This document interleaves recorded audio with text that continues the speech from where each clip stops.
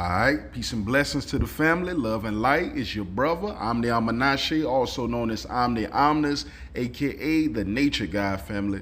This is Black News 720, Omnivision EDU, historical and scientific literacy for Native and Indigenous peoples family.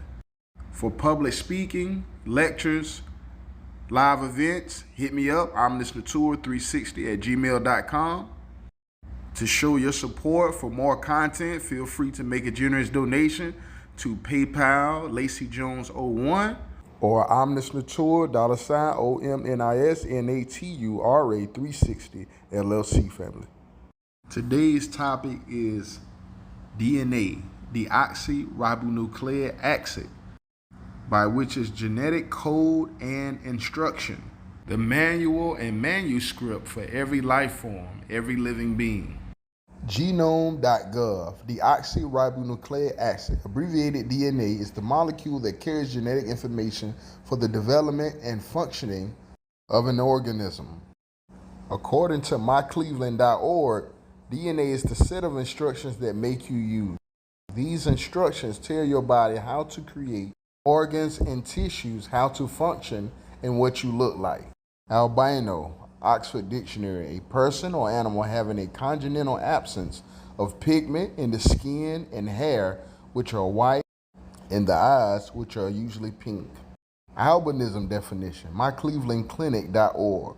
Albinism is a rare genetic condition caused by mutations or changes of certain genes that affects the amount of melanin your body produces. According to National Library of Medicine, albinism is a rare genetic condition affecting approximately 1 in 17,000 newborns in Europe and North America. According to Purdue.edu, in wildlife, albinism is a rare occurrence at birth caused by a recessive gene. The rate in wildlife is estimated from 1 in 20,000 to 1 in 1 million, meaning for every 20,000 births, there's one albino. In some instances, one albino every 1 million.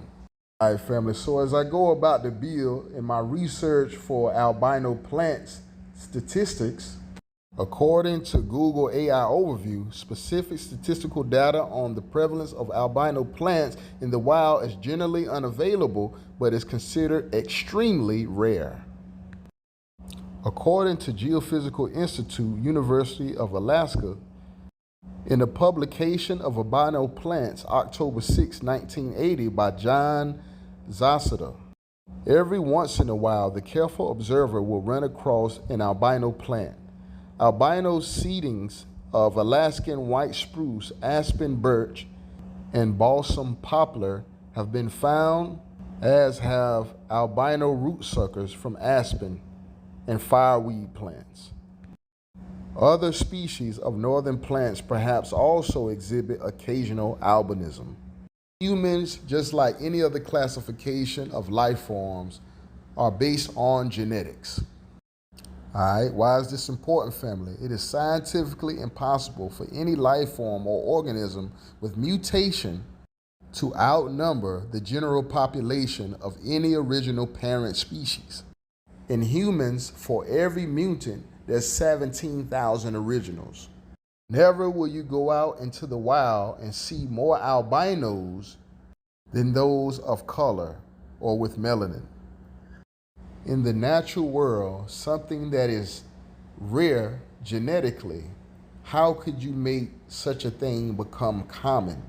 What are the chances that every time a species, life form, or organism reproduces, that offspring is born with automatic albinism? For this reason, I believe that Black people, melanated people, Native and Indigenous people have never been the minority. Scientifically and genetically impossible.